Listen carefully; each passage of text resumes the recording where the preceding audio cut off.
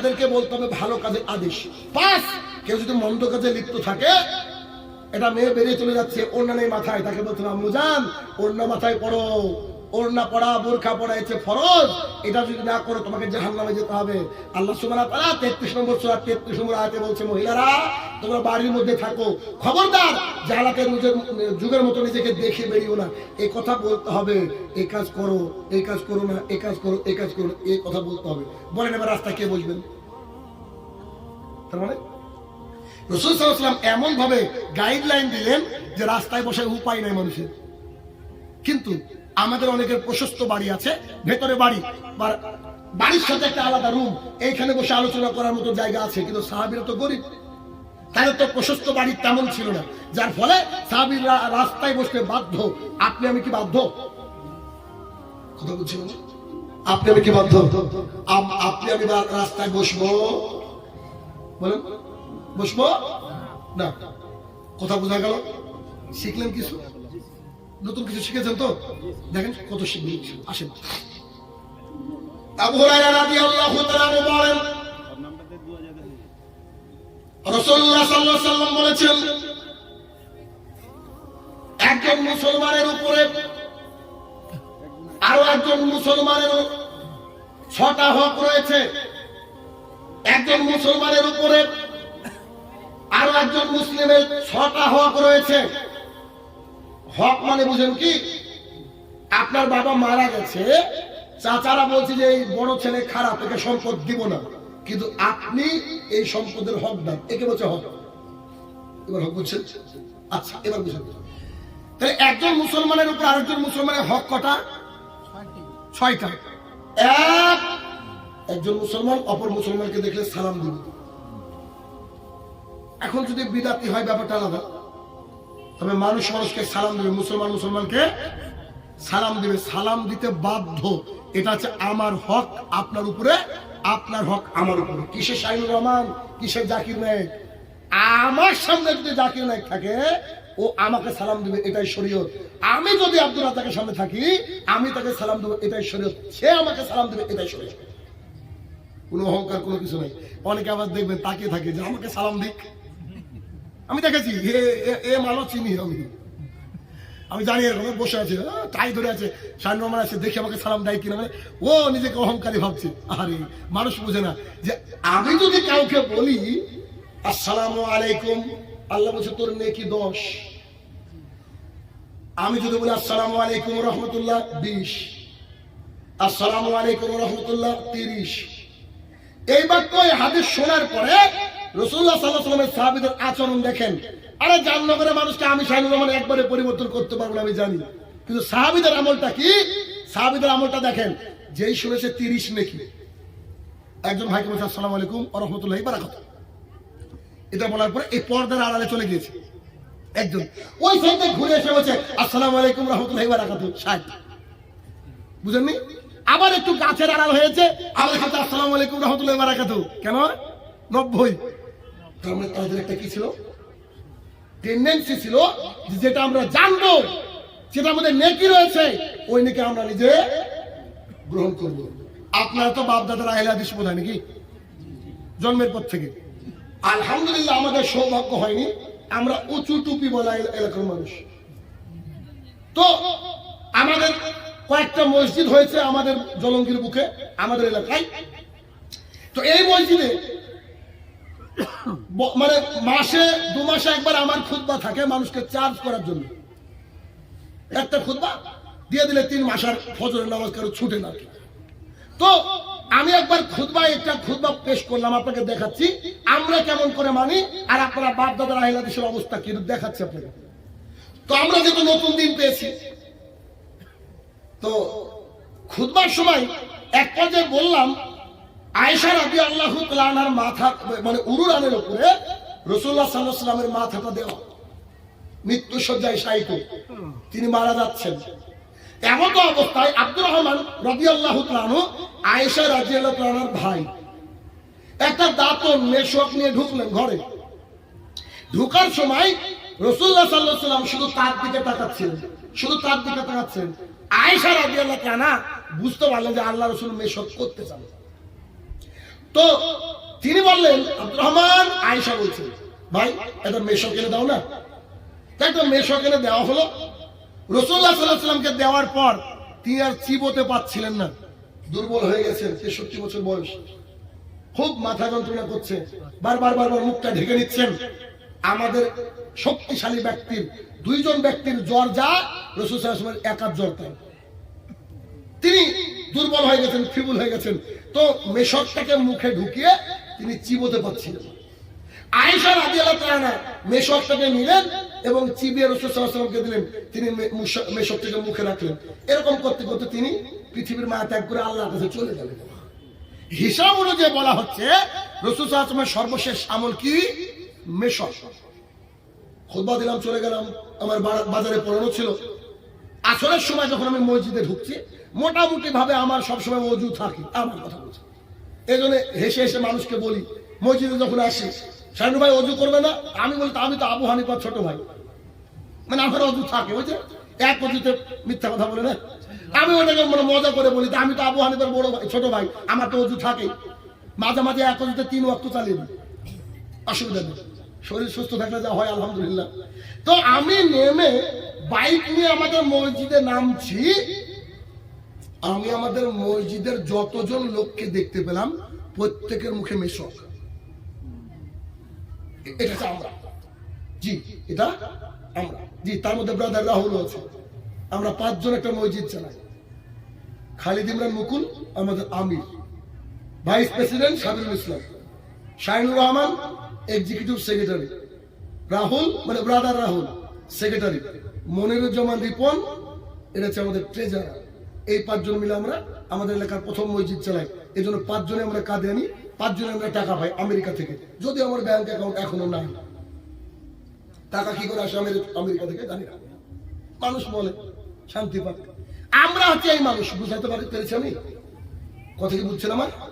যে আমরা একটা হাদিস শুনলে কি করি, ওইটাকে মানার চেষ্টা করি। সাহাবায়ে কেরাম তিনারা সঙ্গে সঙ্গে আল্লাহ রাসূলকে বলতেন, যেই সালামের ব্যাপারে হাদিস শুনেছেন, সাহাবীরা সাহাবীকে দেখলেই সালাম, দেখলেই সালাম, দেখলেই সালাম। কেন? আরে সালাম দিলি যে নাকি কিছু না বলতে পারে, আসসালামু আলাইকুম এতদূর বললে যে 10 নেকি। আর আল্লাহ তাআলা বলছে, আমি আদম সন্তানের নেকিকে 10 থেকে 700 গুণ বাড়িয়ে দিই। নেন এবার কত নেকি হবে চিন্তা করেন। তাহলে কি করতে হবে? একে অপরকে সালাম দিতে হবে। এটা হচ্ছে মুসলমানের অধিকার। আমার মেয়ের বয়স হচ্ছে 6 বছর হলো, এই জানুয়ারিতে 6 বছর হলো। 4 বছর বয়স থেকে আজকে পর্যন্ত যদি দিনের মধ্যে 50 বার বাড়িতে ঢুকে আর বের হয়, 50 বারই সালাম দেয়। আলহামদুলিল্লাহ। শিখাইনি তাকে আমরা। কি করে শিখেছে? আমি গেট খুলছি, আসসালামু আলাইকুম, বাড়িতে কেউ নেই, আব্বু সালাম দিচ্ছে কেন? বাড়িতে জিন থাকে তাই সালাম দিতে হবে। আচ্ছা ঠিক আছে। এই একদিন আমার হয়তো মিস হয়ে গেলে বা ও শুনতে পেলো না, চট করে দৌড়ে এসে বলছে, আব্বু তুমি সালাম দিলে না। বাড়িকে সালামময় শুরু করেন। আমার স্ত্রী মাঝে মাঝে বলে, তোমার মেয়ে সালামের চোট একদম শেষ। মানে বাড়ির সামনে তো ফিল্ডের মতো আছে, আর আমার বাড়ি থেকে আব্বার বাড়ি এখানে এত দূর, কিন্তু সেপারেট করতে হবে ইসলামের সিস্টেম। ওটাও আমি করেছি, বাড়ি এটাও আমি করে দিয়েছি। এবার বাড়ির থেকে বেড়াই আর দাদার বাড়িতে যায় আর ঢুকে বেড়ায়, মানে ভাই ধরেন 10 মিনিটে 5 বার সালামি হয়। তোর আমি কতক্ষণ ওয়ালাইকুম সালাম, আর ও যতক্ষণে সালামের উত্তর শুনতে পারবে অতক্ষণ চিল্লাবে। কি করে? আসসালামু আলাইকুম, ওর আম্মু তো কিচেনে আছে, ওখান থেকে ওয়ালাইকুম সালাম বলে ও শুনতে পায়নি আসসালামু আলাইকুম, মানে যতক্ষণ না। আরে বাইরে তো পাবলিক আছে, ও তো এখন বুঝে না যে মহিলাদের আওয়াজটা বাইরে দেওয়া যাবে না, জায়েজ না, ওরা তো বুঝে না। এবার ও উত্তর দেওয়া লাগবে। ছাদের উপরে আসি ধরো আমরা, এবার ও ঢোকার সময় সালাম দিচ্ছে আর আমাকে জোরে চিৎকার করে সালামের উত্তর দিতে হয়। আমি তখন আমার স্ত্রীকে বললাম, শোনো, হয়তো আল্লাহ সুবহানাহু ওয়া তাআলা আমার মেয়ের জন্য আমার বাড়িতে বরকত দিয়েছে। কেন? রাসূলুল্লাহ সাল্লাল্লাহু আলাইহি ওয়াসাল্লাম বলছেন, কোন ব্যক্তি যদি তার নিজের বাড়িতে সালাম দিয়ে ঢুকে, আল্লাহ তাআলার জিম্মেদারি তো ওই পরিবারটা থাকে। কথা কি বুঝতে পারছি? চেষ্টা করবেন আজ থেকে। জি, একটু লজ্জা লাগবে, যারা একটু বড় হয়ে গেছেন বাড়িতে সালাম দিয়ে ঢুকেন না, একটু লজ্জা লাগবে। একবার দেন না, অভ্যাস হোক। আসসালামু আলাইকুম বলেন না। হয়তো আপনার বাপ আমাকে বলবে, কবে থেকে বলবি হলি বাপ, তাও বলেন না। আরে ঢুকেন, চেষ্টা করেন, আসসালামু আলাইকুম দেন না, দিলেই তো নাকি।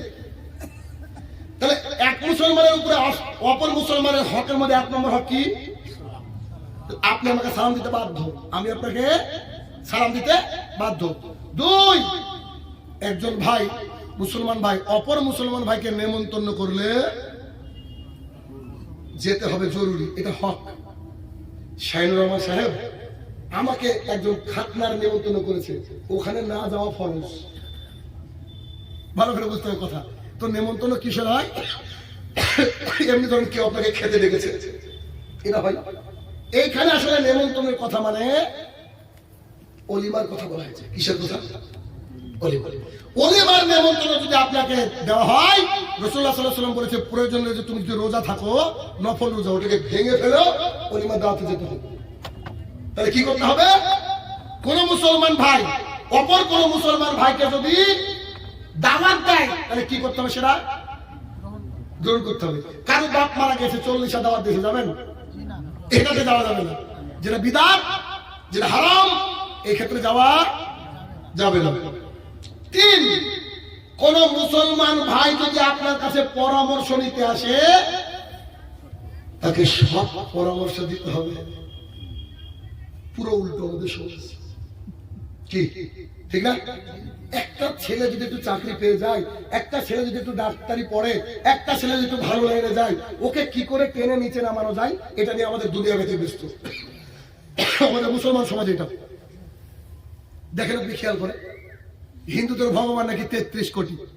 আজ পর্যন্ত কোন হিন্দুকে দেখিনি যে ও বলেছে যে আমি কালী ভক্ত, আমি দুর্গাতে যাব না, আমি গণেশের ভক্ত, আমি কালী মন্দিরে যাব না। আর আমাদের সবারই আল্লাহ তাআলা এক, অথচ আমরা 73। কথা বলছেন না? মানে যাদের আল্লাহ এক তারা 73 দলে, আর যাদের ভগবান 33 কোটি তারা একসাথে। ওই যে বিচারপতির রূপ পাচ্ছেন, কি বিচারপতি? মানুষ বলছে আমাদের ভগবান ভগবান, বিচারপতি বলছে বিজেপি থেকে দাঁড়াবো, নিয়ে নেবে। দুনিয়া খুব কঠিন ভাই, খুব কঠিন। টাকা পয়সা এমন একটা জিনিস, রাসূল সাল্লাল্লাহু আলাইহি ওয়াসাল্লাম বলেছেন সবচেয়ে বড় ফিতনা কি? টাকা এবং নারী। চার, কোন মুসলমান, আর এইটা এখন যেটা বলবো, এটা একেবারে অবহেলিত আমল আমাদের সমাজে। আমি দেখেছি, আমি আজ পর্যন্ত কোন জায়গায় কোন বাড়িতে তেমন করে পাইনি। কয়েকজন দিন ভাইকে পেয়েছি, বাদ বাকি এখন পর্যন্ত পাইনি। আর আমার বাড়ির মেয়ের সামনে যদি কেউ হাঁচে আলহামদুলিল্লাহ বলে, বুঝলেন, ও সঙ্গে সঙ্গে ইয়ারহামুকুল্লাহ বলবে। তো সেদিনে যে অনেকদিন পর বাংলাদেশ থেকে এসে বাড়িতে ছিলাম, আপনাদের এখানে আসার আগের দিন বোধ হয়, আমি খাওয়ার পরে বলেছি আলহামদুলিল্লাহ, আমার মেয়ে বলছে ইয়ারহামুকুল্লাহ, আমার ছেলে উঠে বলছে তুই সবসময় ইয়ারহামুকুল্লাহ বলিস কেন? আব্বু তো খেয়ে আলহামদুলিল্লাহ বলবে পানি। ছেলের বয়স 10 শুরু হলো। বুঝতে পেরেছেন? মানে ও একবার রেডি থাকে যে কেউ হাঁচি দিয়ে আলহামদুলিল্লাহ বলুক, আর যদি আলহামদুলিল্লাহ শুনতে না পাই, ঘুরে গিয়ে বলে তুমি আলহামদুলিল্লাহ বললে না, আমি যে ইয়ারহামুকুল্লাহ বলার জন্য রেডি। হাঁচি যদি কোনো মুসলমান ভাই দেয়, সে বলবে কি আলহামদুলিল্লাহ, আর ওই দিক থেকে সে অপরজন কি বলবে? ইয়ারহামুকুল্লাহ। আর এদিক থেকে এ কি বলবে? ইয়াদিমুকুল্লাহ। বুঝতে পারছি আমি? এই আমলটা চালু করবেন ইনশাল্লাহ? বলি ইনশাল্লাহ। এটা কিন্তু খুব অবহেলিত আমল। ভালো ভালো শিক্ষিত শায়েখ থেকে শুরু করে অনেকের সামনে বসে দেখেছি, আমার আবার হাঁচি হয় খুব। তো হাঁচি দেখছি, আমি জোরে আলহামদুলিল্লাহ বলছি, তাদের কোনো উত্তর নেই। আমি কি দেবো? শায়েখ করে যদি শিক্ষা দেয় তাহলে কি করে হবে? তাহলে কি, কেউ যদি হাঁচি দেয় একজন মুসলমান, অপর মুসলমানের দায়িত্ব কি? ফিডব্যাক করতে হবে, এভাবে যেভাবে বললাম। এরপরে 5 নম্বর, কোন মুসলমান ভাই যদি অসুস্থ হয়, কোন মুসলমান ভাই যদি অসুস্থ হয়, তাহলে তাকে দেখতে যেতে হবে। অসুস্থ ব্যক্তিকে দেখতে যাওয়ার অনেক ফজিলত রয়েছে। যতক্ষণ আপনি অসুস্থ ব্যক্তিকে দেখতে যাবেন, ততক্ষণ আপনি জান্নাতের বাগানে গিয়ে জান্নাতের ফল সংগ্রহ করতে থাকবেন। কথা বোঝাতে পারছি? এর হাদিস শরীফ, একটু হাদিস। আবু হুরায়রা রাদিয়াল্লাহু তাআলা আনহু বলেন, রাসূলুল্লাহ সাল্লাল্লাহু আলাইহি ওয়াসাল্লাম ফজরের সালাত আদায় করালেন। সালাতের পর তিনি আমাদের দিকে ঘুরে বসে বলছেন, তোমরা আজকে কে সিয়াম আছো? আজকে কে রোজা আছো? আবু বকর রাদিয়াল্লাহু আনহু উঠে বলছেন, আল্লাহর রাসূল আমি। আচ্ছা, তোমাদের মধ্যে আজকে কে এমন আছে যে কোন একটা জানাজাকে অনুসরণ করেছে? উমর বলছে, কবর তো ফজরে আসলো, জানাজা আবার কোথায়? আবু বকর বলছে, জি আমি। আবু বকরকে এটা আপনি হিসাব করতে পারবেন না। ওনার চরিত্র আমি আজ পর্যন্ত বুঝতে পারিনি। আল্লাহ কি দিয়ে বানিয়েছে, আল্লাহু আকবার। দেখেন রাসূলুল্লাহ সাল্লাল্লাহু আলাইহি ওয়াসাল্লাম বলছেন, আচ্ছা কোন একজন অসুস্থ ব্যক্তিকে দেখতে গিয়েছো এমন লোক আছো কি? উমর বলছে গ্যারান্টি নেই। আবু বকর বলছে জি নাম, এই যে আমি। কাকে দেখতে গিয়েছিলাম? একজন সাহাবী। আচ্ছা বস। তোমাদের মধ্যে এমন কি কেউ আছে যে ব্যক্তি আজকে দান করেছে? আবু বকর বলছে আমি। বুঝে ওমর বলছে তুমি কি দান করলা? ফজরে আসলাম। বুঝে ওই অসুস্থ ব্যক্তিকে দেখে যখন আসছিলাম, আমার নাতির হাতে একটু রুটি ছিল, আর একটা ভিক্ষুক মসজিদুল নববীর সামনে দাঁড়িয়ে ছিল, রুটিটাকে একটু ছিঁড়ে ভিক্ষুককে দিয়েছি। রাসূলুল্লাহ সাল্লাল্লাহু আলাইহি ওয়াসাল্লাম বলছে আবু বকর তুমি জান্নাতি, তুমি জান্নাতি, তুমি জান্নাতি। কথা কি বুঝাতে পারলাম? তাহলে আবু বকর নিশ্চয় তাহাজ্জুদ গুজারি মানুষ। তারও পূর্বে একজন সাহাবীকে দেখতে গিয়েছে, উদ্দেশ্য কি? মুসলমানের প্রতি মুসলমান যে হক, এই হককে প্রতিষ্ঠা করার জন্য। 6 যদি কোন মুসলমান ভাইয়ের জানাজা উপস্থিত হয়ে যায়, জানাজায় শরীক হতে হবে। জানাজায় শরীক হলে কি নেকি আছে? জানাজা যদি পড়েন আর সেই সাথে যদি কবরস্থ করেন, কত নেকি বলেন তো? 2 কিরাত। আল্লাহ রাসূল সাল্লাল্লাহু আলাইহি ওয়াসাল্লাম কিরাত কি? ওই যে উহুদ পাহাড়, উহুদ পাহাড়কে কিরাত বলা হয়। এবার যদি 1 কিরাত নেকি সমান উহুদ পাহাড় হয়, আর 1 কিরাত নেকি সমান উহুদ পাহাড়, চিন্তা করেন তো খালি জানাজা এবং দাফনে গেলে কত নেকি, কত নেকি। এক মুসলমানের প্রতি অপর মুসলমানের হক কটা? 6টা। একটু প্যাকেট করে দিই কথাটা। 1 একে অপরকে দেখলে সালাম দিতে হবে।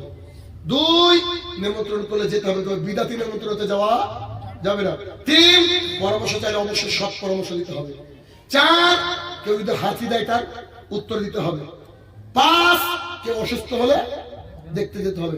6 কেউ যদি কারো জানাজা উপস্থিত হয় তাহলে কি করতে হবে? তার জানাজা গিয়ে হাজির হতে হবে। বুঝা গেল কি? আচ্ছা, এই গেল মুসলমানের উপরে মুসলমানের হক। এবার আসেন সন্তানের উপরে পিতা মাতার হক কি? সন্তানের উপরে পিতা মাতার হক কি? এই হকটা আমরা একটু জানার চেষ্টা করি।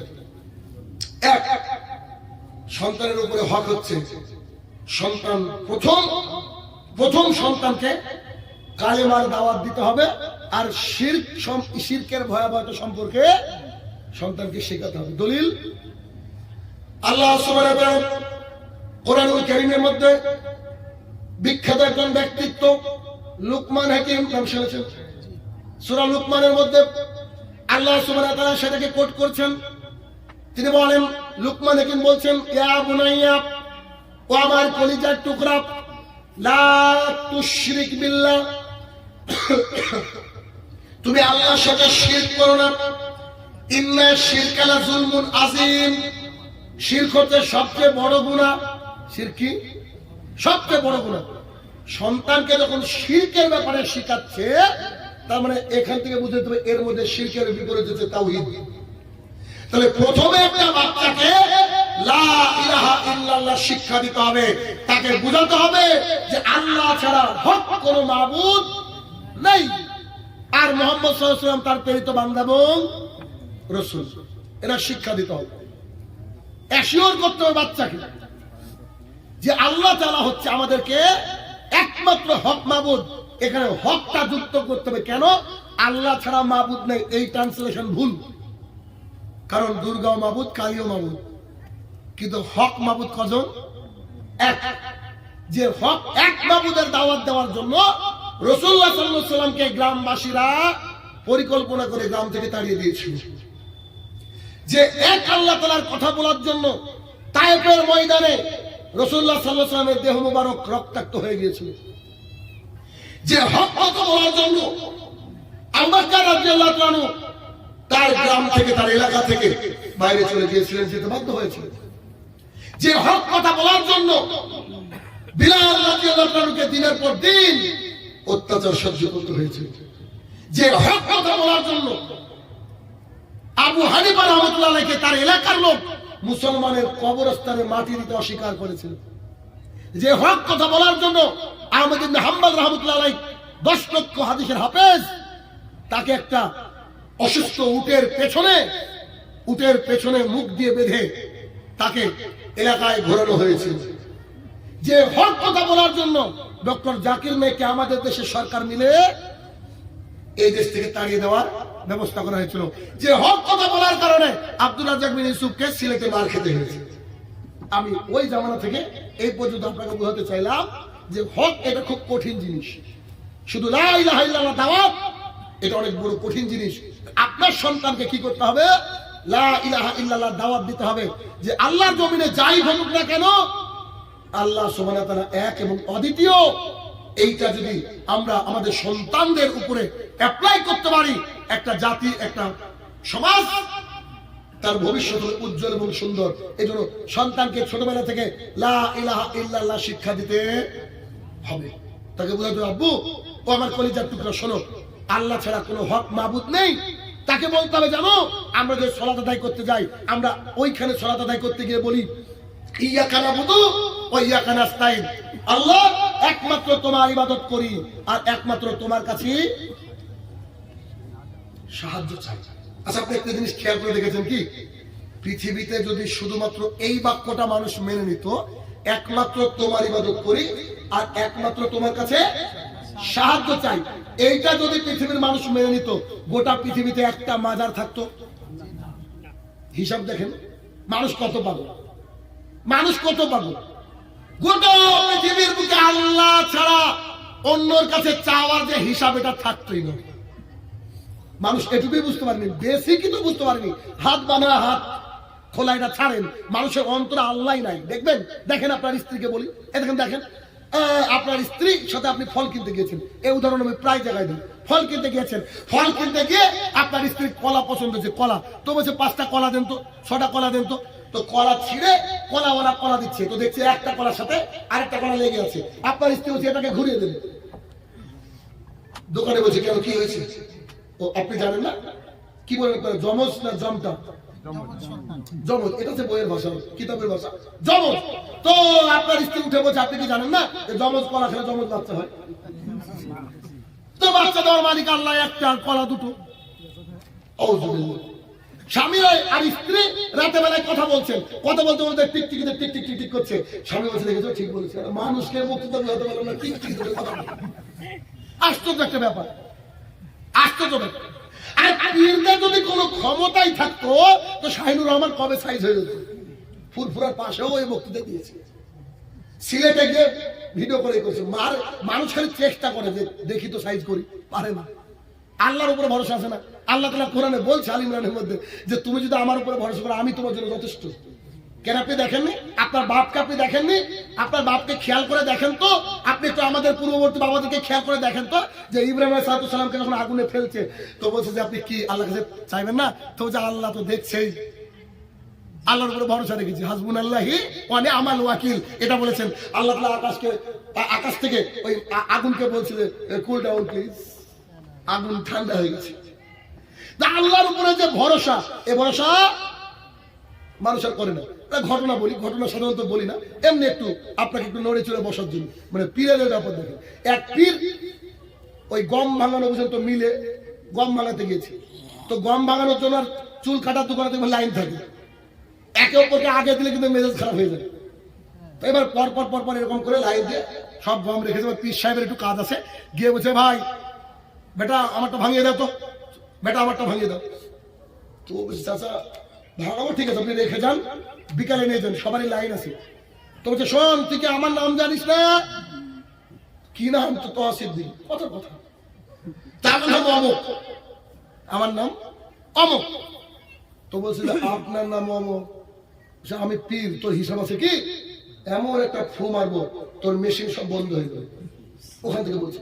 তো ওই যে ও ছিল আমার মতন লোক ছিল যে গম ভাঙায়, ও উঠে বলছে হুজুর আমি গরিব মানুষ, আমাকে ফুটু মেরে এরকম ক্ষতি করেন না, ফু মেরে গমটাই ভাঙি নেন। বুঝেন নি? ফু মেরে গমটাই ভাঙি নেন। তাওহীদ এমন একটা জিনিস যে তাওহীদ যদি কারোর মধ্যে না থাকে সে মূর্খ। আজকে একটা ভিডিও দেখলাম আমি, ওই যে আব্বাস সিদ্দিকীর চাচা তহা কি বলছে জানেন? আল্লাহ আমার জান্নাত দরকার নাই, আমি দৌড়ে দৌড়ে জাহান্নামে যাবো? ও আর কি জাহান্নামের উপরে জান্নাতের উপরে বিশ্বাস করে বলছেন? ও যদি বিশ্বাস থাকতো এই কথা বলতো। আল্লাহ রাসূল সারা জীবন শিখিয়েছেন যে আল্লাহুম্মা আজিরনি মিনার নার, আর ও বলছে আমি জাহান্নামে যাব, আমার টেনশনই নাই, তবে আমাকে শুধু নবীর দিদার দিও। আমি তো কিছু বলি। আবার আল্লাহকে বলছে তুমি একবার আমার সামনে এসো, আমার আর দরকার নেই। মানে আল্লাহ সামনে এসো, আর কিছু লাগবে না। আল্লাহ রাসূল শিখাচ্ছেন যে জাহান্নাম থেকে বাঁচার দোয়া শিখাচ্ছেন। দলিল আয়েশা রাদিয়াল্লাহু তাআলা আনহা বলেন, আমি রাসূলুল্লাহ সাল্লাল্লাহু আলাইহি ওয়াসাল্লামকে জিজ্ঞাসা করলাম, একজন ইহুদি মহিলা এসে বলছে আয়েশা তুমি আমাকে কিছু খাবার দাও, তোমাকে আল্লাহ কবরে আযাব থেকে বাঁচাবে। আমি জানতাম না যে কবরে আযাব হয়। আল্লাহ রাসূল বাড়ি ফেরার পর বললাম, আল্লাহ রাসূল সাল্লাল্লাহু আলাইহি ওয়াসাল্লাম, আচ্ছা কবরে কি আযাব হয়? আল্লাহ রাসূল বলছে জি কবরে আযাব হয়। এটা বলার পরে তিনি দুই হাত তুলে দোয়া করতে লাগলেন। আয়েশা রাদিয়াল্লাহু তাআলা বলছেন, আমি সেদিনের পর থেকে একটা সালাতও দেখিনি রাসূল সাল্লাল্লাহু আলাইহি ওয়াসাল্লাম কবরের আযাব থেকে, জাহান্নামের ভয়াবহতা থেকে মুক্তি চান না। তখন রাসূল সাল্লাল্লাহু আলাইহি ওয়াসাল্লাম মুক্তি চেয়েছেন। আমরা তো দোয়া মাসুরার মধ্যে পড়ি না, এটা যে আমরা পড়ি। আর হুজুর বলছে আমার জাহান্নামে যেতে রাজি, আল্লাহ তুমি একবার দেখা করো। বুঝতে পেরেছেন? তো লা ইলাহা ইল্লাল্লাহ দাওয়াত কত দরকার। এই জন্য সৌদি আরবের মানুষ যাই করুক না, আলহামদুলিল্লাহ ওরা শিরক থেকে মুক্ত। সবাই না, কিছু তো থাকবে, কারণ আবু জাহেলের বাড়ি তো জাহান্নাম করে না, ওটা তো থাক স্বাভাবিক। কিন্তু সাধারণত কি মানুষ কি শিরক থেকে মুক্ত, ওরা বুঝে। যেমন ইয়া আলী ইয়া গাউসে পাক মাদাদ আউযুবিল্লাহ, এই ধরনের কথা বলে কি বলে না, কিন্তু চাইতে হবে কার কাছে? আল্লাহ তাআলার কাছে। তাহলে যে লোক সালাত আদায় করে আবার ফুরফুরাতে গিয়ে আদিনাতে গিয়ে চায়, এই লোক মুসলমান হতে পারে? বলেন কেন? ওই যে সূরা ফাতিহায় তো ভুল করলো, ও আল্লাহকে বলছে তোমারই সাহায্য চাই, তোমারই ইবাদত করি, তোমার কাছে সাহায্য চাই, আবার গিয়ে বলছে বাবা সন্তান হেনা দাও না। আশ্চর্য দুনিয়া। তাহলে বাচ্চাকে কি করতে হবে? লা ইলাহা ইল্লাল্লাহ শিক্ষা দিতে হবে। দুই, যদি পুড়িয়ে মেরে ফেলে তাও শিরক করা যাবে না, এই কথা বলতে হবে। তো বাচ্চাকে রেডি করেন। আমি হয়তো আমার বাচ্চার উদাহরণ দিচ্ছি, আমি বাইরে পাচ্ছি না, একটু দেখেন। কিছুদিন আগে আমার মেয়ে বললাম সালাম ছাড়া বাড়িতে ঢুকে না। আমার দেখা মতো ওই একদিন ঢুকেছে সালাম ছাড়া। কিছুদিন আগে দেখছি দুই ভাই বোন, আমার মানে দুষ্টু, মানে দুই ভাই বোন, মানে বাড়িতে সবারই কারো যদি বাচ্চা থাকে নিশ্চয়ই জানেন, সবচেয়ে ভালোবাসার যিনি দুই ভাই বোন, আর সবচেয়ে বড় শত্রু দুজন। তো প্রতিদিন আমার ছেলে হয়তো ওকে জ্বালাবে, ও ওকে জ্বালাবে। বাড়িতে দেখছি হম করে গেটটা খুলে ঢুকে পড়েছে। আমি তো অবাক, ডাইনিং এ বসে আছি। আমি বলছি আম্মু আসসালামু আলাইকুম। ওয়ালাইকুম আসসালাম বলছে। তাহলে তো মেয়েকে আবার বিগড়েছে কেউ। আমিও বললাম যে বেটাকে আসুক, ওর ব্যবস্থা করছে না জেনে ওকে ই করার জন্য। আমি বলছি শোনো তুমি সালাম দিলে না কেন? দু তিনবার বলা বলছে আসসালামু আলাইকুম। আমি বলছি ওয়ালাইকুম আসসালাম। বলো আম্মু কি হয়েছে? আব্বু তুমি আমাকে আগে বলো আমাদের নবী দিবস আছে, নবীর জন্মদিন হয় নাকি? এভাবে বলছে আমাদের নবীর জন্মদিন হয় নাকি? জন্মদিন তো হয় দিয়াদের। আমাদের বাড়ির পাশে হিন্দু আছে, একেবারে বাড়ির সামনে, ওইখানে ওর খেলার সাথে একটা মেয়ের নামে যে দিয়া, ওরা জন্মদিন পালন করে। আমাকে বলছে আমাদের নবীর আবার জন্মদিন হয় নাকি? জন্মদিন হয় দিয়াদের, মানে হিন্দুদের। আমি তো কোনো কনটেক্সটে বুঝতে পারলাম না তুমি কি বলতে চাইছো। বলছে এ দেখো ডায়েরিতে লিখে দিয়েছে আগামী কালকে নবী দিবসের জন্য আমাদের স্কুল ছুটি। বুঝতে পারেননি? 12 রবিউল আউয়ালের জন্য স্কুল ছুটি দিয়েছে, আর ঘোষণা তো করতে হয়। এই জন্য ও কিন্তু মেজাজ গাড়িতে উঠার পর যে আব্বুকে গিয়ে বলবো যে নবী দিবস হয় নাকি, আর ওইটা যে মুসলমানের স্কুল তাও জানে। কথা বলতে পারছেন? এই তাওহীদটা ভেতর থেকে সৃষ্টি করতে হবে। তাহলে বাচ্চাকে বোঝাতে হবে যে এগুলো যেন না হয়। এরপরে যখন বাচ্চা জন্ম নিবে, বাবা মার অধিকার বলছি, বাচ্চা যখন জন্ম নিবে 7 দিনে আকিকা হবে। কদিনে? 7 দিনে আকিকা হবে। ছেলে হলে একেবারে 2 ছাগল, মেয়ে হলে 1 ছাগল। ছাগল দাতা হোক আদাতা হোক, ওই 6 মাস বয়স হোক, ডাজেন্ট ম্যাটার, কিন্তু ছেলে হলে 2, মেয়ে হলে 1 ছাগল দিতে হবে। শাহিনুর রহমান সাহেব আমি গরিব মানুষ, পারি না যে, তো বিয়ে করলেন কেন? আর যদি এখন যারা বিয়ে করবেন এখন থেকে আপনার রেডি হন। বাচ্চা যেদিন থেকে পেটে আসবে আল্লাহ সময় দিয়েছে কদিন? 9 মাস, মিনিমাম তো 9 মাস। এবার 9 মাসে একটু একটু করে টাকা জমান, দেখবেন সিজারের টাকা সহ আপনার টাকা জমে গিয়েছে। হয় কি হয় না? আমি তো জমিয়েছি, এভাবে করেছি। আমার ছেলে হওয়ার সময় আমার আব্বা বলছে টাকা দিব কি? আমি বলছি অত পাগল না, বেটাটা আপনার আগে থেকে গুছিয়েছি। এখন 50,000 আমার কাছে আছে, সিজারের 30-এর বাদ বাকি ছাগল, এই সিজারের 20 বাদ বাকি ছাগল হচ্ছে কেন? তো বলছে তুমি ছাগল কিংবা কটা? আমি আমার তো ছেলে হবে গ্যারান্টি। হ্যাঁ ছেলে, অসুবিধা কি? অতএব শোনেন কি করতে হবে, আকিকা দিতে হবে। আকিকাটা কি? বাবার সাথে ছেলের একটা বন্ধন থাকে, অধিকার থাকে। এই অধিকার কে রক্ষা করানো হচ্ছে আকিকা। আকিকার গোস্ত কুরবানির মতো ইচ্ছা করলে ভাগ করতে পারেন, আকিকার গোস্ত সব নিজে খেয়ে ফেলতে পারেন, আকিকার গোস্ত সব দান করে দিতে পারেন। এটা আপনার গোস্ত, শুধু জবাই হবে আল্লাহ সুবহানাহু ওয়া তাআলার নামে, নিয়াতটা থাকবে আমার সন্তানের আকিকা। আকিকার গোস্ত খানা করে খাওয়াতেও পারেন, আপত্তি নেই। কথা বলতে পেরেছি? ছেলে হলে 2 আর মেয়ে হলে 1, অর্থাৎ আকিকা দিতে হবে। আকিকার সাথে সাথে একটা সুন্দর নাম রাখতে হবে, সুন্দর নাম রাখতে হবে। সুন্দর নামই রাখেন ভাই। আমাকে একজন ব্যক্তি এমন কি বলবো, এমন এমন নাম আপনাদের লিখতে হয়, লাউডে মাঝে মাঝে ডেট বুকিং করি, তা আমার মেয়ে বাড়ির সবাই হেসে পাগল। আমি বলছি ভাই এই কি নাম, কি বলছে? লালবাস। লালবাস। আমার মেয়ে তো আব্বু লালবাসের ডেট করবে, লালবাসের ডেট করবে, বুঝলেন? এই করতে করতে চলে গেছি ওই প্রোগ্রামটা। ইয়াং একটা ছিল, অল্প বয়সী, অনেক মানুষ ছিল। আমি বললাম ভাই শুনুন, আপনার নাম কে রেখেছে? স্যার আমার দাদা রেখেছে। একটা যুগের মানুষ তো, ও দাদু রেখেছে। আমি বলছি ভাই লালবাস। বলছে ভাই, আমাকে বলছে ভাই আমাদের বাড়ি সব বাস আছে। মানে আমার নাম লালবাস, মেজো ভাই নীলবাস, বড় ভাই সবুজ বাস, আর আমার আরেকটা ভাই হচ্ছে আব্বাস। লালবাস, নীলবাস, সবুজ বাস আর আব্বাস। ওই কথা আমি আমার বাড়ি থেকে বসে বলেছি। আমার মেয়ে এখন আমার পুরোটা মনে আছে। আমি বললাম যে আপনি কি আর কি করছেন না? সত্যি? যে আল্লাহর কসম করে বলছি সবার এই নাম, কিন্তু পাড়ায় সবাই পরিচিত হয়ে গেছে। আগে হাসতো মানুষের, এখন হাসে না। কি করবো, দাদু রেখেছে নাম। তো একটা সুন্দর নাম অন্তত রাখবেন, আব্দুর রহমান, আব্দুল্লাহ, বুঝলেন না? এমন সুন্দর নাম রাখবেন যাতে করে নামটা নিয়ে ভবিষ্যতে কি মানুষ কেউ না করে। নাম রেখেছে পচা, আসলে নাই। নাম রেখেছে ডালিম, নাম রেখেছে পেয়ারা। আমার এক ছাত্র নাম উকিল। আমি একজনকে বলছি উকিল, ফোন করে বলছে আল্লাহ আমি এবার কি করলাম? আমার ছাত্র নামই উকিল। কথা বলছেন? সুন্দর একটা কি করতে হবে, নাম রাখতে হবে। আর নাম রাখার পরে ওই সন্তানের মাথায় যে চুল আছে ব্লেড দিয়ে কামিয়ে দিয়ে যতটুকু চুল হচ্ছে অতটুকু রূপা চাঁদি ভিখারি মিসকিন কাউকে দান করে দিতে হবে। বাবা মার অধিকার জানতে হবে জানা। এরপরে পরের পয়েন্ট হচ্ছে খাতনা করতে হবে। আমরা কি বলি? মুসলমানি। মানে ওটা না পেলে নাকি মুসলমানি হয় না, এটা ভুল। কি করতে হবে আমাদেরকে? খাতনা করতে হবে। আর খাতনার কোনো সময় নেই, টাইম পিরিয়ড নেই।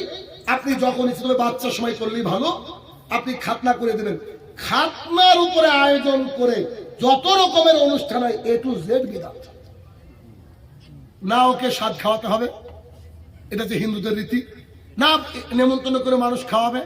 আরে খাতনা দেওয়া কি বলেন তো? সুন্নাত। তো নখ কাটাও তো সুন্নাত, বগলের লোম কাটাও তো সুন্নাত। আপনি কি বগলের লোম কেটে পাড়ায় পাড়ায় বলবেন নাকি আমি কালকে বগলের লোম কাটছি, সবাই আসেন আমাকে খেতে? মানুষ কত বলবো। আল্লাহ রাসূলের দিন থেকে সরে গেলেই দিনটা হাস্যকর হয়ে যাবে। এরপরে হচ্ছে বাচ্চাকে আদব শিখাতে হবে। কি শেখাতে হবে? আদব। আজকে যতজন রাস্তায় ঘুরছে না এরা সব দিয়ে আদব। এদের বাপ মা আদব শিখাতে পারেনি। বাচ্চা জন্ম দিলে হবে না, বাচ্চাকে আদব শিখাতে হবে। আপনি কি খেয়াল করে দেখেছেন বর্তমান সময় বেশি নারী ডিভোর্স হয় ওই নারীর মায়ের কারণে? খেয়াল করেছেন? একটা উনি কে জানি না, আমি একটা ভিডিও সেটা আমার চোখে ভেসে উঠলো। উনি বলছেন যে নারী হচ্ছে 2 প্রকার, একটা হচ্ছে তৈরি করা নারী আর একটা হচ্ছে পরবরিশ করা নারী। ইংরেজিতে উনি বলছেন, উনি এইভাবে বলছেন যে after getting married mom calls her daughter, beta how are you? I am fine. No you are not fine at all. সে মা ফোন করছে মেয়েকে, মা কেমন আছো? বলছে আমি ভালো আছি। মেয়ে ঘুরে বলছে না তোর গলার আওয়াজটা কেমন লাগছে, তুই তো ফাইন না। না তোর ব্যাপার আছে। আম্মু আমি ফাইন। না সমস্যা আছে, কোন ঝামেলা আছে কি? হ্যাঁ। বলছে ফ্লাইট পাকার বাপাস চলা। দেখবেন বেশিরভাগ নারীরা আজকে ডিভোর্স হচ্ছে ওর মায়ের আর বাবার এর কারণে। যে কি আমার মেয়ে, তুই আমার মেয়ে রাজধানী করে মানুষ করেছি, ওই বাড়িতে তুই কাজের চাকরানি নাকি, তুই সব বান আর come to my home, come back home. এই কি হয় না, এগুলো হয় না? খবরদার। দেখেন কি গতি। পৃথিবীর সবচেয়ে ভালো মানুষের নাম কি বলেন তো? তারপরে যদি সবচেয়ে ভালো মহিলার নাম হয় আয়েশা রাদিয়াল্লাহু তাআলা। আল্লাহ সরাসরি সিলেকশন করেছেন আল্লাহ রসুলের সাথে আয়েশা রাদিয়াল্লাহু আনহার বিয়ে হবে। আয়েশা রাদিয়াল্লাহু আনহা এমন একজন আমাদের উম্মুল মুমিনিন, তার সুবাদে আল্লাহ তাআলা অনেক আয়াত নাযিল করেছেন। আয়েশা রাদিয়াল্লাহু তাআলা ওই যে হার হারিয়ে ফেলেছিল, সে ঘটনা জানেন না? রাসূলুল্লাহ সাল্লাল্লাহু আলাইহি ওয়াসাল্লামের উরুরানের উপরে মাথা দিয়ে শুয়ে আছে, আবু বকর রাদিয়াল্লাহু আনহু ঢোকার পরে এমন করে মেরেছে ওকে, এক মেরে একদম ছিটকে চলে গিয়েছে আল্লাহ রাসূলের সামনে। তুমি এত বড় মানুষ, তোমার হুঁশ থাকে না? হ্যাঁ, তুমি হার হারিয়ে ফেলেছ, বদকথাকার। বাবা কাকে মারছে? পৃথিবীর সবচেয়ে মহিষী নারীকে মারছে পৃথিবীর সবচেয়ে ভালো মানুষের সামনে। জনাব, এটা হচ্ছে আদব। বাবা যাই হোক না কেন, এই মা কলিজার টুকরা, তোমার যদি কষ্ট হয় বাড়িতে, ওইটা তোমার স্বামীর বাড়ি, you have to stay there. তোকে ওখানে থাকতে হবে, তুই বাড়িতে আসতে পারবি না। তবে আমি আসবো, যদি কোনো সমস্যা হয় আমি দেখবো ইনশাল্লাহ। তোমার স্বামীর ব্যাপারে রাসূলুল্লাহ সাল্লাল্লাহু আলাইহি ওয়াসাল্লাম বলেছেন, আল্লাহ ছাড়া কাউকে যদি সেজদা দেওয়ার অনুমতি আমি দিতাম, আমি স্ত্রীকে বলতাম তোমার স্বামীর পায়ে সেজদা দাও। খবরদার, সামান্য একটু ঠুকমুক হয়েছে, বলছে বাবা I am feeling bad, come to my home. বাপরে বাপ, কত বড় কথা! অত কি করতে হবে? আদব শিখাতে হবে। এর পরের পয়েন্ট হচ্ছে চুমু। হাদিসের রাবিটা ভুলে গেলাম। হাদিসের রাবি মানে কে বর্ণনা করেছেন? সম্ভবত আনাস রাদিয়াল্লাহু আনহু, মেবি আল্লাহু তাআলা আলাম।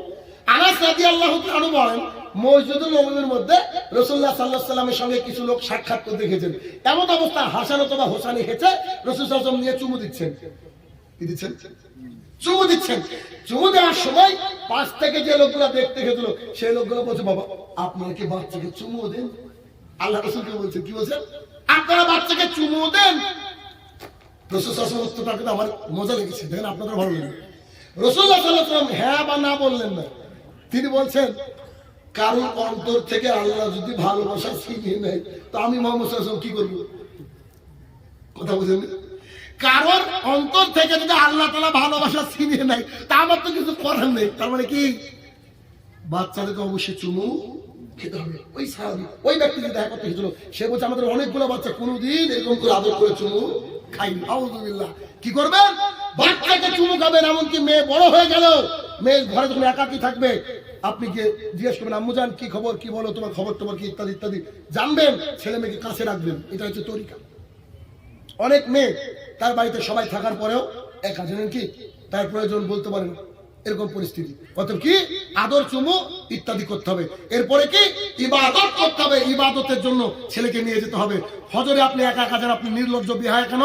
আপনার ছেলের বয়স 8 হয়েছে 9 হয়েছে, তাকে নিয়ে মসজিদে যাবে। প্রত্যেক বাবা তার সন্তানকে নিয়ে মসজিদে যাবে। আমার ছেলে, আল্লাহ রেকর্ড হচ্ছে, ছেলে হয়তো রাগ করবে, আমার ছেলে এখনো মাঝে মাঝে বিছানায় পেশাব করবে। এখন পর্যন্ত গা ধোয়ায়নি অবশ্য ফজরে।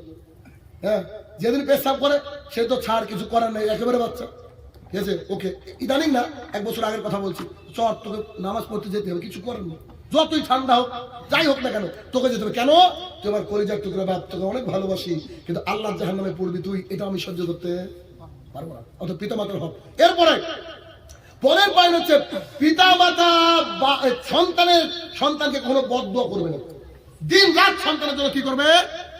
দোয়া করতে থাকবে। যদি রাগই হয়, প্রচন্ড রাগ হয়ে গেছে সন্তানের উপরে, আপনি গালিও দিবেন না, বলবেন যে তোকে আল্লাহ তাআলা ডক্টর জাকির নাইক বানাক।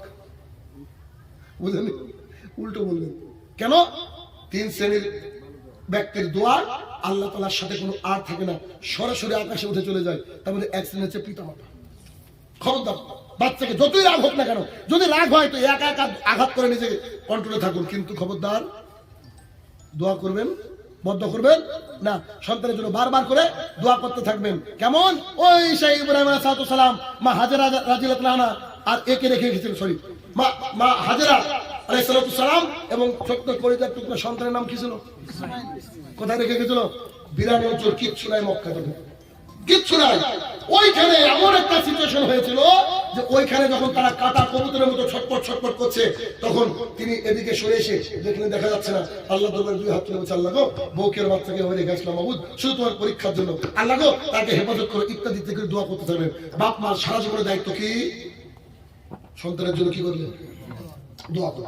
আমার স্ত্রী আমি যখন থাকি বাইরে, আমাকে কোনো কিছু বলে না যে ইনকাম করতে হবে বেশি, ইত্যাদি ইত্যাদি, খালি বলে আমাদের সন্তানের জন্য কি করো? দোয়া করো। কথা বোঝা যাচ্ছে? তাহলে কি বেশি আলোচনা করবো না বলেছি, তাও অনেক হয়ে গেছে। এরপরে কি বিয়ে দিতে হবে সন্তানের। কি আপনার বিয়ে লাগে, সন্তানের বিয়ে লাগে না? কি বিয়ে দিতে হবে। তবে আমাদের সমাজে যে বিয়ে প্রচলিত আছে এগুলো মুসলমানের বিয়ে প্রচলিত নাই। ইহুদি ইহুদি হিন্দু খ্রিস্টান এদের হচ্ছে কি, এদের হচ্ছে কি এই হিসাবে আমরা কি করি, বিয়ে দিই। ঠিক আছে, অতএব বিয়ের যে তরিকা, এই তরিকা আমাদের বিয়ে দিতে হবে। আসলে আমার বইগুলো শেষ হয়ে গেছে, আমি দুটো বই এনেছি আপনাদেরকে গিফট করার জন্য। কথা বুঝেননি? আপনাদেরকে গিফট করার জন্য। বিবাহ একটি ইবাদত, এ পর্যন্ত 4খানা বই লেখা হয়েছে, দুটো ইংরেজি আর সোনালী যুগের সালাত আর বিবাহ একটি ইবাদত। ঘরে বসে স্পোকেন ইংলিশ আর 30-এ 30 ফর টেট, যেহেতু কম্পিটিটিভ এক্সাম পড়াই আমি, ইংরেজির মাস্টার মানুষ তো আমি। এই দুটো বই আমি আপনাদেরকে গিফট করব, এমনি না, গিফটটা করবো প্রশ্ন করে দিয়ে বক্তৃতা শেষ করে বাড়ি চলে দেবো। কেন আমার পরে একজন যোগ্য আলেম রয়েছেন। সেটা হচ্ছে, আমি আজকে আপনাদেরকে যত হাদিস শুনেছি, কেউ বলবেন না উত্তর জানলে হাত তুলবেন, ঠিক আছে? আমি যত হাদিস শুনেছি, প্রথমে সে রাস্তার হকের হাদিস শুনেছি, এই হাদিসের রাবি মানে বর্ণনাকারী কে ছিল, হাত তুলবেন। বর্ণনাকারী কে ছিল, হাত তুলবেন। শুধু বক্তৃতা শুনলে হবে না জনাব, সামনের দিন থেকে নোট পেন্সিল নিয়ে আসতে হবে, নোট করতে হবে। কেউ কি পারবেন? আবু হুরায়রা, ওকে। আর কেউ? বাবা ভাই তো এখান থেকে দান মেরে নিল। জি, আবু সাইদ খুদরি রাদিয়াল্লাহু তাআলা, বিয়ে হয়েছে, বিয়ে হয়ে গেছে, সন্তানের বিয়ে দিতে হবে ইনশাআল্লাহ, এই নিয়মে, ঠিক আছে? ইনশাআল্লাহ আল্লাহ কবুল করুন। আচ্ছা, এরপরে আমি আজকের বক্তৃতার মধ্যে আপনাদেরকে যে হক গুলা বলেছি, যে একজন মুসলমানের প্রতি অপর মুসলমানের হক, এখানে 6টা হকের কথা উল্লেখ করতে গিয়ে এমনি বলবেন না, কিন্তু হাত তুলবেন। একটা হকের কথা আমি বলেছি খুব অবহেলিত, কেউ একে অপরের উপরে এটা করি না আমরা, সেটা কি? হাত তুলবেন খালি। আপনি বলেন। হাঁচি বললে না, হাঁচি দিলে, হাসি দিলে কি বলতে হয়? ওটা ইয়ারহামুকাল্লাহ বলতে হয় না, যে হাসি দেবে সে কি বলবে? আলহামদুলিল্লাহ। তারপরে সামনে যান, ইয়ারহামুকাল্লাহ। তারপরে ইসলাহবালাকুম। বিয়ে হয়েছে, বড় মানুষ তো। আচ্ছা, আল্লাহ তাআলা কবুল করুক, আল্লাহুম্মা আমিন। সম্মান তো মানুষ, আমি ছোট মানুষ। আপনার কাছে এমন কি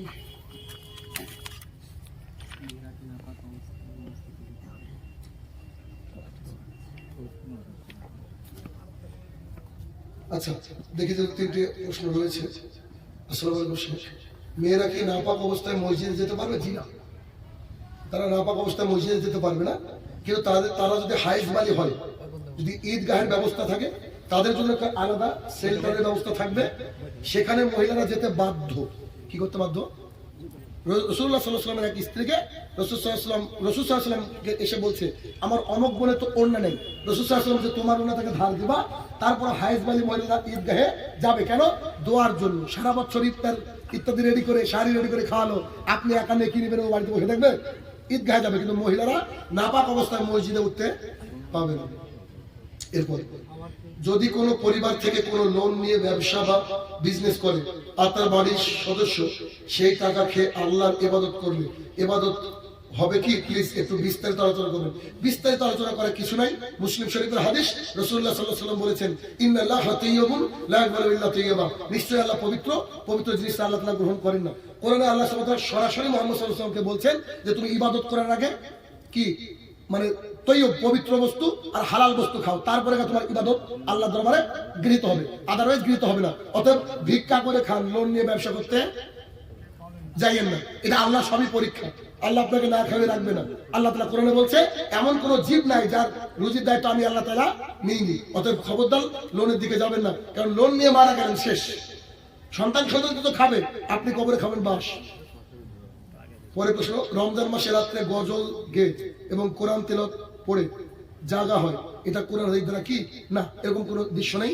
জাগানোর ব্যাপারে যদি একটা কাজ করা যায়, ওই যে ডবল যে আজানের ব্যাপার আছে, এক আজানে মানুষ উঠবে, শাহরি খাবে, আর আরেক আজানে মানুষ কি করবে? কি করবে? তো আমি মনে করি এখন এগুলোর কোনোই প্রয়োজন নেই। প্রত্যেকের বাড়িতে অন্তত 4টি থেকে 5টা করে আছে। বেশি আছে। কথা কথাগুলো মিনিমাম অ্যালার্ম দিয়ে দিবেন, উঠবেন। আর আপনি কেমন আল্লাহর বান্দা যে রমাদান মাসে টেনশন করেন? ওটা তো এমন একটা মাস, খালি রহমত নাজির হতেই থাকে হতেই থাকে। আপনাকে আগে থেকে প্ল্যান করতে হবে যে রমাদান মাস মানে স্পেশাল কিছু আমাদের জন্য। এজন্য অ্যালার্মের কথা কেন ভাববেন? আপনি ইবাদত করবেন, ইবাদতের মাস সেইটা। অতএব ডাকার দরকার নাই, কারণ ফরজ ইবাদত আপনার কত টাকা হয়েছে কই আমাকে তো বলেন না। একটু বয়ান দেখি ব্যাংকে কত টাকা আছে, তাহলে বলি হজ ফরজ হয়েছে কিনা। কই অন্য কিছুর জন্য তো টাকা হয় না, তো কেন ভাত খাওয়ার জন্য ডাকবে?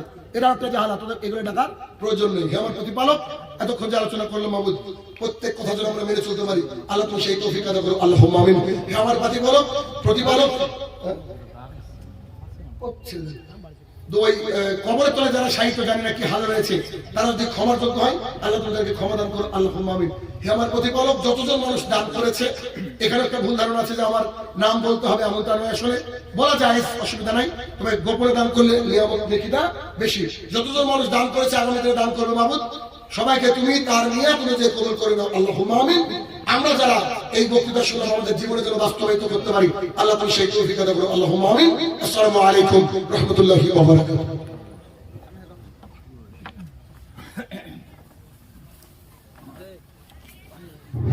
আসসালামু আলাইকুম।